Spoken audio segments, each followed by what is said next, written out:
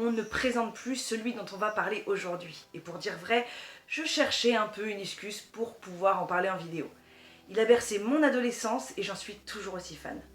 Mais avant de commencer, il faut que je me mette en condition. Attends une petite seconde.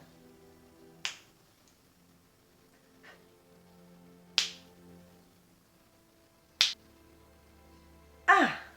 Voilà qui est mieux.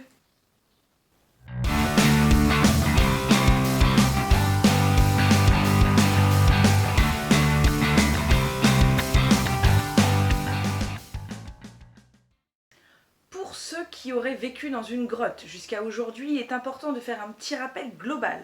Harry Potter est né d'abord d'une série littéraire. Les romans ont eu un succès extraordinaire et sont vite adaptés au cinéma. Les 7 romans racontent les aventures du jeune sorcier Harry Potter et de ses amis Ronald Weasley et Hermione Granger à l'école de sorcellerie Poudlard. L'intrigue principale de la série met en scène le duel entre Harry Potter et Voldemort, le plus grand mage noir. Voldemort cherche depuis des décennies à acquérir le pouvoir absolu sur le monde des sorciers et celui des Moldus. L'histoire débute à la suite du meurtre des parents du jeune Harry et la tentative de meurtre du garçon. Chacun des romans se déroule pendant une année scolaire, pendant la jeunesse d'Harry. Le livre est écrit à la 3e personne. Le narrateur limite les informations à ce que Harry Potter connaît et comprend, à quelques exceptions près.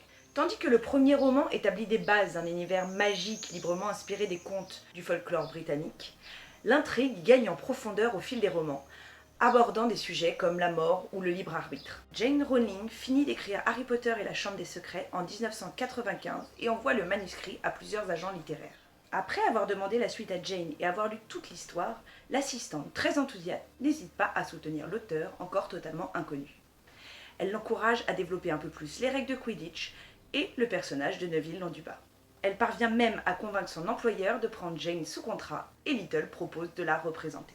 En 1996, après que 8 des éditeurs ont refusé le récit, Bloomsbury offre à Jane une avance de 2500 livres sterling pour la publication des 500 premiers exemplaires du livre Harry Potter. En 2013, l'un de ces exemplaires peut être estimé à 176 000 €. L'auteur ne cible pas de tranche d'âge particulière, mais les éditeurs choisissent de viser les enfants de 9 à 11 ans.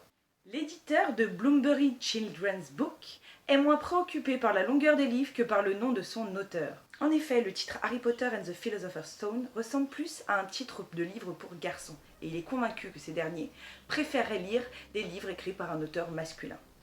Jane Rowling adopte donc le nom de plume J.K. Rowling, juste avant la publication de son premier roman. Elle reprend l'initiale du prénom de sa grand-mère en guise de middle name. Elle dédie donc son premier roman, publié le 26 juin 1997, à sa fille, sa mère et sa sœur. Gallimard est le premier éditeur étranger à publier le roman, le 9 octobre 1998. Sur ce, je vous souhaite à tous une très belle journée et je vous dis à bientôt.